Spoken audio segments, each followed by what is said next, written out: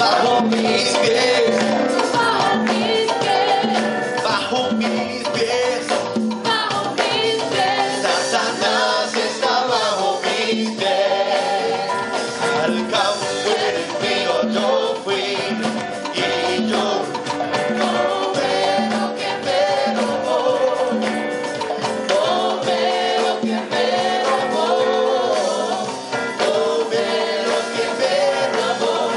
Y al campo enemigo yo fui y yo no veo que me robó. Bajo mis pies, Bajo mis pies, bajo mis pies.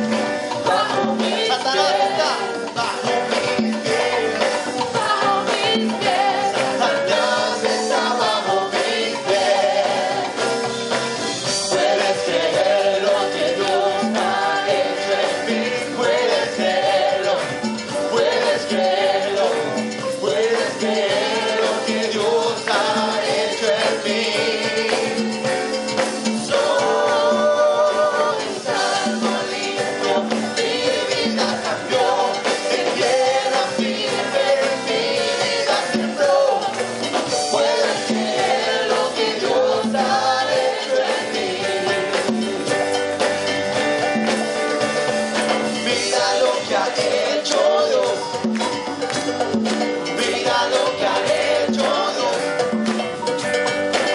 Tocó mi mente, me salvó, justo a tiempo me salvó.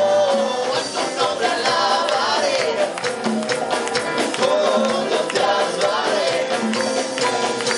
Ven a alabarle, mira lo que ha hecho Dios. Mira lo que ha hecho Dios, mira lo que ha hecho Dios. Tocó mi mente, me salvó, justo a tiempo me salvó. A su nombre alabaré, todo te alabaré. Ven a alabarle, mira lo que ha hecho Dios.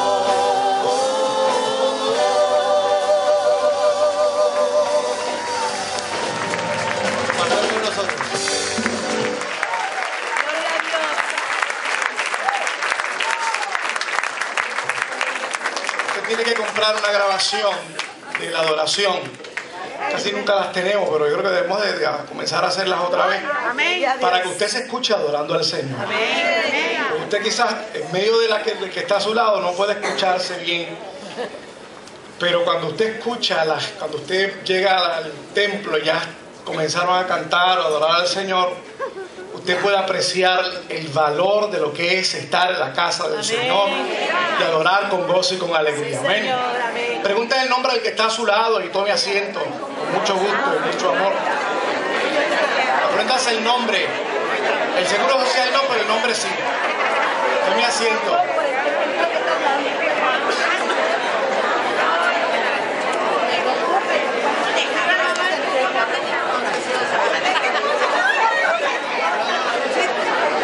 Gloria a Dios. Aleluya. Qué bueno es estar en la casa del Señor, amén. ¿Verdad? En medio de los santos, en medio de los que invocan el nombre del Señor. Aleluya. Es una alegría hermosa. Piense siempre como un regalo de Dios llegar a la casa del Señor. Y piense siempre que es un privilegio extraordinario poder ver a su hermano y a su hermana. Como me decía una querida hermana la semana pasada, en la parcelita donde yo me siento, y ella hizo muy bien su asignación, dándome algunos nombres de hermanos y hermanas que no había visto, y cómo pues le había dado seguimiento. Inclusive su labor de guardar y velar por su hermana y por su hermano fue mucho más allá, haciendo y reconociendo los talentos y ministerios que habían en su hermano y en su hermana. Así que es un valor extraordinario, incalculable. Hay un anuncio por ahí que dice priceless, sin precio. Pues así mismo es llegar a la casa del Señor. Amén. Le invito para que abra su Biblia conmigo en la reflexión de esta mañana en Primera de Juan capítulo 5, un verso que todos hemos escuchado. Primera de Juan capítulo 5, verso 4. Sin embargo, quiero decirle, hermanos y hermanas, que nuestra reflexión será iniciada por ese verso, pero ciertamente queremos tomar la perícopa, es decir, el canto completo, desde el verso 1 hasta el verso 4. Pero por ahora leemos el verso 4, a la gloria del Dios Padre, Dios Hijo y Dios Espíritu Santo. Primera de Juan, capítulo 5, verso 4. Porque todo lo que es nacido de Dios vence al mundo, y esta es la victoria que ha vencido al mundo, nuestra fe. Permítame darle gracias a Dios por esta palabra. Señor, gracias porque hemos reconocido tu presencia en nuestros medios. Tu palabra una vez más se cumple cuando dice: donde están reunidos 2 o 3 en tu nombre, allí tú estás. Gracias por tu presencia. Y este culto tiene razón de ser porque tú estás aquí. Y ahora, Señor, escudriñaremos las Escrituras, reflexionaremos en torno a ellas, porque ellas dan testimonio de ti. En el nombre de Jesús. Amén. Esta epístola lleva el nombre de Juan, y algunos teólogos y algunos estudiosos entienden que Juan la escribió no porque, a diferencia de otros escritos bíblicos, por ejemplo en las cartas paulinas, que el nombre de Pablo está inmerso en los escritos. A diferencia de la primera epístola de Juan, no aparece por ningún lado el nombre de Juan. Sin embargo, ¿por qué usted cree que esto es pertinente para la reflexión de la mañana de hoy? Porque vamos a ver doctrinas fundamentales del cristianismo, y obviamente aquellos estudiosos y estudiosas entienden que en cuanto a las fuentes estén más cercanas a lo que Jesús dijo, y en cuanto a las fuentes que estén más cercanas en ser discípulos de Jesús, obviamente esa doctrina y lo que se expone o lo que se deriva de ese interlocutor, que en este caso es un escritor, tiene mayor peso, tiene mayor importancia. Por eso en esta reflexión en esta mañana tenemos que dar acuse de recibo de que lo que estamos en esta hora analizando y escudriñando parte de las enseñanzas mismas derivadas del Maestro. Así que se le atribuye a Juan, uno de los discípulos de Jesús, el haber escrito la primera epístola de Juan. Fue escrita para el año 90-95 y tiene importancia y relevancia, es decir, peso de que es un escrito canónico, es decir, con base para la vida de la iglesia, fundamental, porque ya para el siglo II los padres de la iglesia, entre ellos Policarpo, ya entendían y los mencionaban, como en uno de los escritos Policarpos, en la epístola de Policarpo 7, para el año 115 después de Cristo, ya daba acuse de recibo de que esta carta circulaba entre los hermanos de la iglesia como un escrito fundamental y como palabra de Dios para su pueblo. Además, Eusebio en la Historia Eclesiástica 3 reconoce la autenticidad de esta carta. Esta carta tiene como propósito que la razón de ser de los cristianos sea vivir una mejor vida en Cristo. Es decir, si nosotros somos cristianos y cristianas, se supone que en Cristo la calidad de vida en términos generales sea, con todo el respeto de los literatos, sea más mejor. Sea una vida donde, número uno, Dios esté presente, dirigiendo la vida de ese hombre y de esa mujer, y por consiguiente todo lo que esté a su alrededor, toda la manifestación de la vida cotidiana, sea distinta. Repito, sea más mejor. Así que, como esa es la característica y razón fundamental de esta epístola, el apóstol comienza trabajando, combatiendo dos herejías, es decir, aclarando dos puntos importantes que vivía esta comunidad. En primer lugar, estos puntos salían de una doctrina que se llamaba gnosticismo, es decir, los que saben mucho, esos son los que van para el cielo. Y obviamente esto es una revelación especial. Y yo escuchaba a unos queridos hermanos teólogos en un programa de radio que tienen buenísimo, que creo que deben de escucharlo. Y yo sé que estamos en radio y en Dios no hay celos profesionales y tenemos que hacer acuse de recibo de ese programa. Me parece que se llama Pensando en Voz Alta. Escúchenlo, me parece que son los martes, ¿verdad? Los martes en la mañana. Le refiero a esto porque todo lo que es de buen nombre, todo lo que es justo, todo lo que uno aprende en esto pensar. Y obviamente este programa hizo una reflexión extraordinaria teológica sobre lo que es la nueva revelación de Dios. Y obviamente yo la tomé como algo también mío, la hice práctica mía, porque si algo nosotros queremos hacer énfasis es en la autoridad de la palabra. Y la palabra misma es la autoridad, no es la revelación nueva de nadie en particular.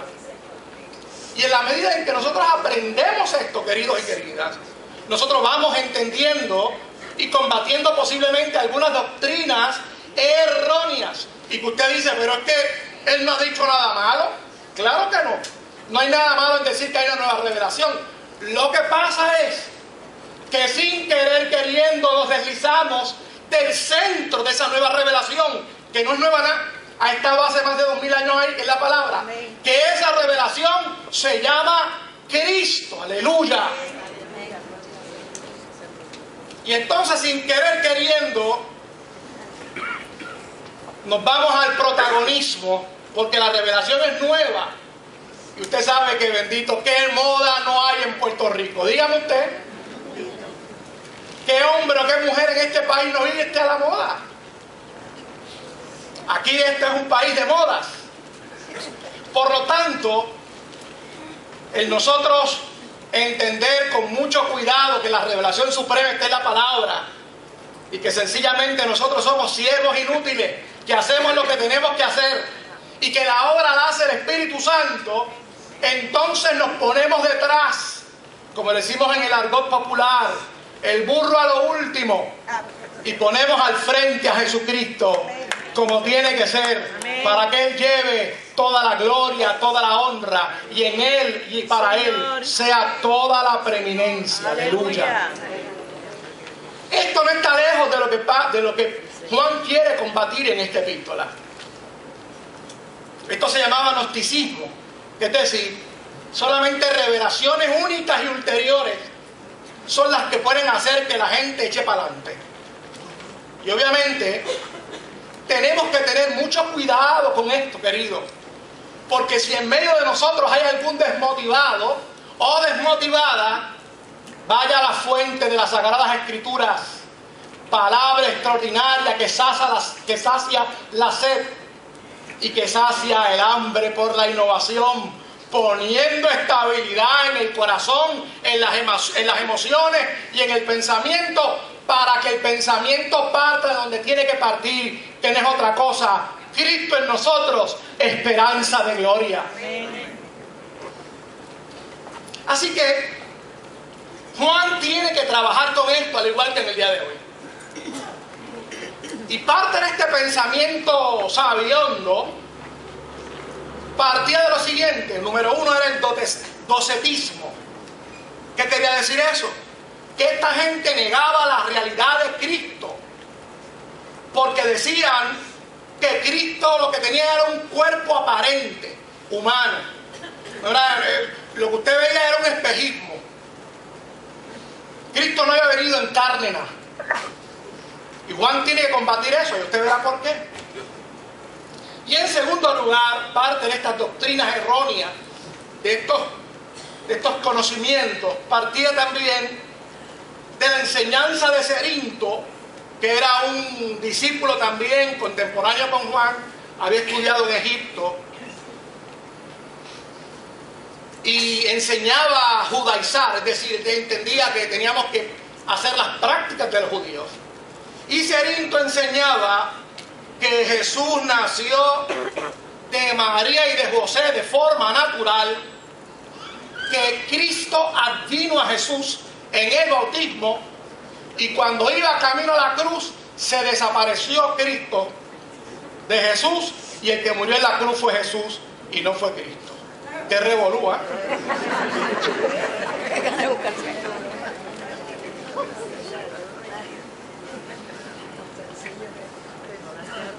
¿Por qué yo les estoy diciendo esto? Porque si nosotros apartamos al Cristo que camina con los caminantes de Maús, que somos nosotros hoy en día, al Cristo que camina en la iglesia, si nosotros separamos a ese Cristo y ponemos a un Cristo aislado de nosotros, que no nos entiende, que no sabe quién somos nosotros y que no hizo nada por nosotros, por esta pobre humanidad, entonces nuestra fe sería vana, y entonces el concepto de victoria, de alegría, de gozo en el espíritu se desaparece al primer problema que adviene a su vida y a la mía.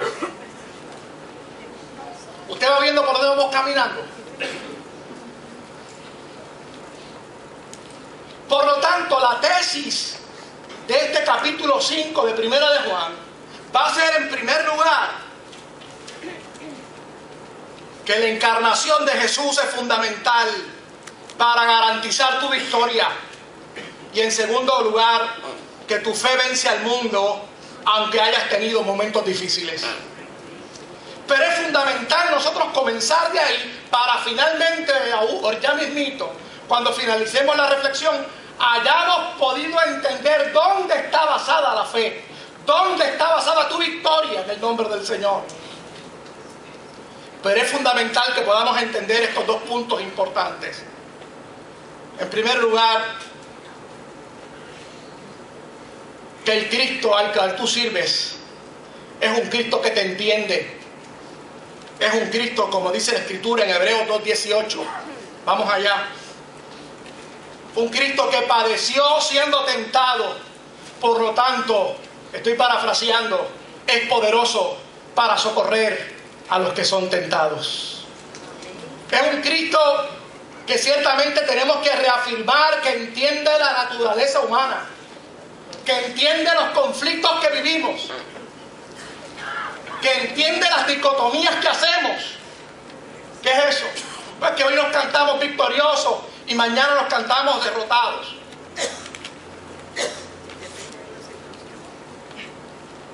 Un Cristo que entiende nuestras contradicciones. Un Cristo que entiende nuestra humanidad pecaminosa. Y un Cristo que entiende que esa humanidad en algún momento será redimida. Por lo tanto, el Espíritu Santo está con nosotros y en nosotros para darnos, como dice el libro de Romanos, el testimonio de nuestro espíritu de que somos hijos de Dios. Aleluya. Mira lo que dice Romanos 8:13 con relación a esto.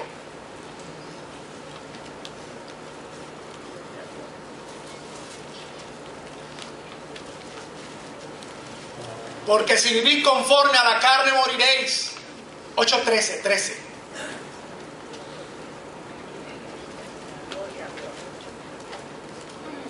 Romanos 8:13.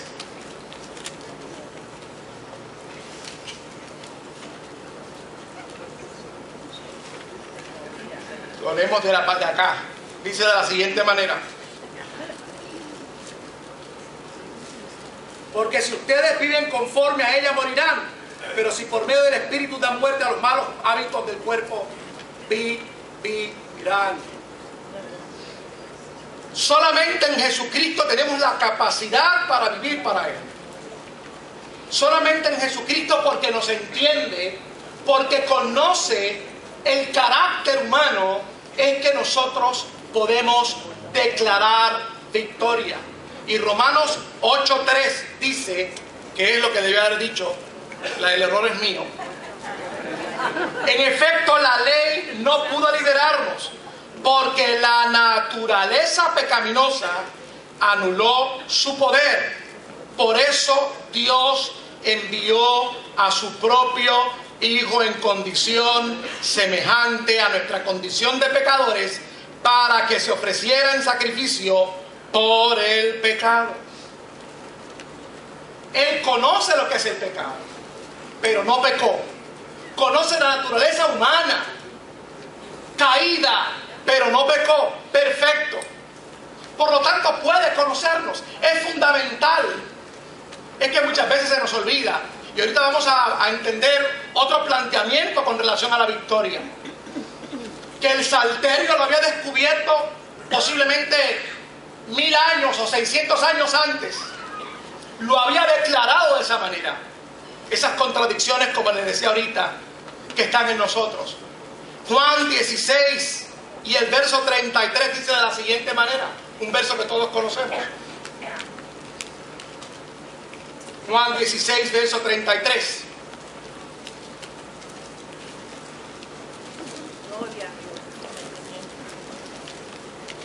Porque pasaremos por conflictos y dolores, pero Él ha vencido al mundo. Aleluya. En el mundo tendréis aflicción, pero confiad, yo he vencido al mundo. Él conocía de primera mano la dificultad de la vida, pero en Él está garantizada la victoria en el mundo, en Jesucristo. Es fundamental este punto sobre la encarnación de Jesús. Luego el otro punto que es fundamental para entender esa fe que vence al mundo, precisamente es lo que le estaba diciendo ahorita. El Salmo 60, me parece que es del 12 en adelante, o del 10 al 12, Salmo 60, nos habla claramente sobre esta situación. El salmista expresa momentos de dolor, momentos de tristeza, y se ve a sí mismo derrotado. Si usted ve, y usted va a entender, el concepto de victoria en el Nuevo Testamento no parte de la realidad humana, parte de la realidad de que Cristo está en nosotros, de que el Espíritu Santo está en nosotros. Así que usted va a ver que en el salterio la fe en la victoria parte de ese mismo Dios Todopoderoso. Pero se ve, usted puede saborear como un distanciamiento en la victoria que el ser humano puede adquirir versus los dolores, las aflicciones de la vida, que en un momento dado se conjugan y pareciera ser que no existe claramente una victoria real. Leemos en Salmo 60 del 1 al 12. No será tú, oh Dios, déjame leer el primero. No serás tú, oh Dios, que nos habías desechado y no salías, oh Dios, con nuestros ejércitos. Danos socorros contra el enemigo, porque vana es la ayuda de los hombres. En Dios haremos proezas y Él hollará a nuestros enemigos. Antes de llegar a la victoria, hubo una realidad humana. El salmista dice, pareciera como si Dios ya no estuviera con nosotros en nuestras aflicciones. Pareciera como si lo que luché fue como que algo difícil. Miren lo que dice ahora el Salmo 108, que es una réplica de ese verso.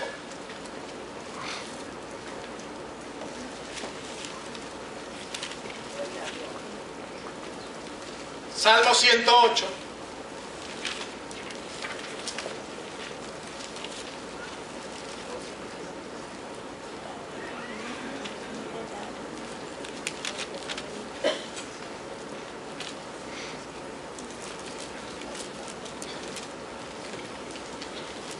Dice así la Escritura: